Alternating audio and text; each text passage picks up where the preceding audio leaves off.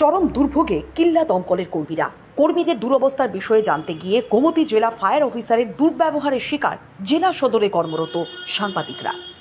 বস্তুত নিজের স্বেচ্ছাচারিতা ও কৃতকর্ম ধামাচাপা দিতেই সাংবাদিকদের সাথে জেলা ফায়ার অফিসার জন্ম বিক্রম জমাতিয়ার এই ধরনের দুর্ব্যবহার বলে অভিযোগ। প্রসঙ্গত কর্মী স্বল্পতা, পর্যাপ্ত পরিকাঠামোর অভাবে ধুঁকছে গোমতী জেলার কিল্লাস্থিত অগ্নি নির্বাপক কেন্দ্রটি।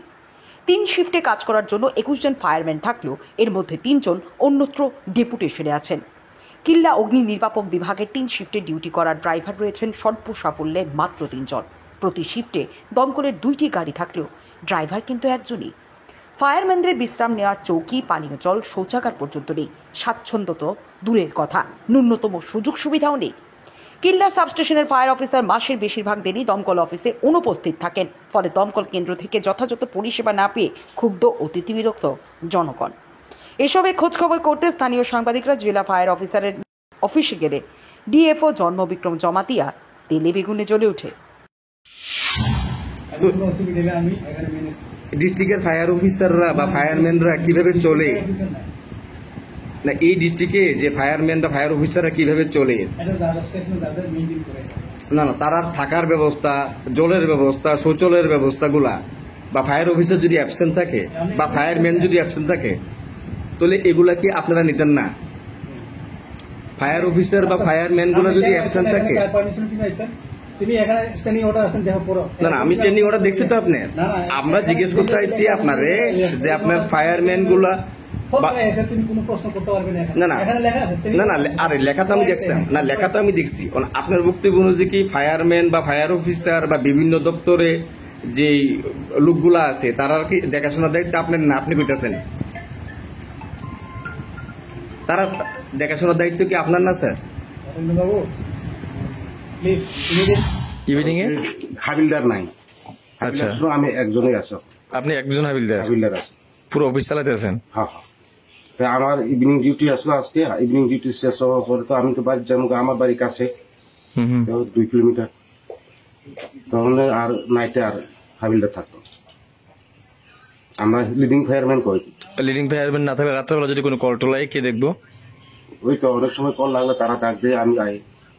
আপনার তো ডিউটি শেষ হওয়ার পর আপনি আইতে লাগে আবার? আইতে হয়, আমরা তো বেশিরভাগ এমনি কাজ করতেছি নিজের বাড়ির কাছে। যখন এলাকায় আপনি আবার সময়টা এখানে কাটেন? সময় সময় কাটায়, না তাহলে তো আয়ে না। টুকটাক বিশেষ কোনো দরকার পড়লে কাবার দিতে হবে। আপনাদের খাটেরই অবস্থা কি লিখে? বসার জায়গা নাই, আপনার থাকার জায়গায় অবস্থা কেন? বসার জায়গা স্যার দেখেন, ডিপার্টমেন্টলি তারা যে চার পাইয়া দিছে এতগুলা চার পাইয়া আমরা ব্যবহার করছি, কিছু চার পাইয়া একদম ড্যামেজ হয়ে গেছে, যার কারণে এগুলা আমরা ব্যবহার করানোর অযোগ্য হয়ে গেছে, ব্যবহার করতে পারতেছি না। জানাইছেন নি? ডিপার্টমেন্টলি জানানো হয়েছে।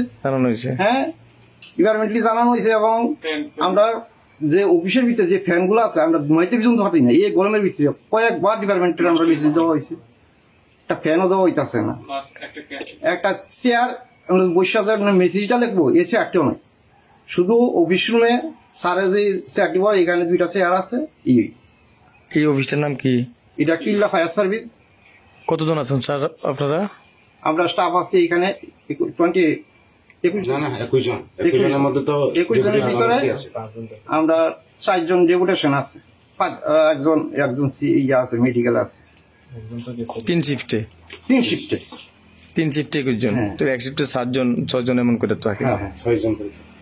6 জন করে হইতো না স্যার, কেননা তারা সিএলএল আছে, ফায়ারম্যানরাও কোনো সিএলএল বুক করতে পারতেছেন না।